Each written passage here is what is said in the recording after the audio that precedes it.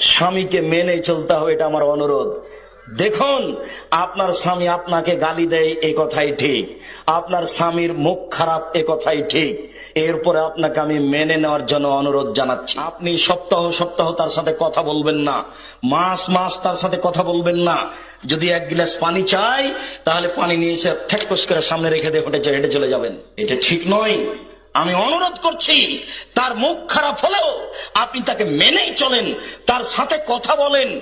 আপনি তার প্রতিবাদ করিয়েন না। ও গালি দেখ, ও মারুক, আপনি চুপ থাকেন, আপনি তার প্রতিবাদ করিয়েন না। সংসার ভালো হবে। আমি আব্দুর রাজ্জাক বিন ইউসুফ, আপনার দিনী ভাই, আপনাকে অনুরোধ জানাচ্ছি, আপনি স্বামীর সাথে কথা বলেন, স্বামীর সাথে ভালো হয়ে চলেন। আপনার জন্য জান্নাতের সব দরজা খোলা। শেষ পর্যন্ত যদি আপনি মনে করেন যে আমার স্বামীর সাথে চলবেই না, তাহলে ঝুলন্ত না থেকে আপনি তাকে খোলা তালাক করে দেন। যে কোনো সময় যে কোনো মহিলা স্বামী থেকে পৃথক হয়ে যেতে পারে। চেয়ারম্যান মেম্বারের মাধ্যমে, দায়িত্বশীলের মাধ্যমে, কোর্টের কাজীর মাধ্যমে পৃথক হয়ে যেতে পারে।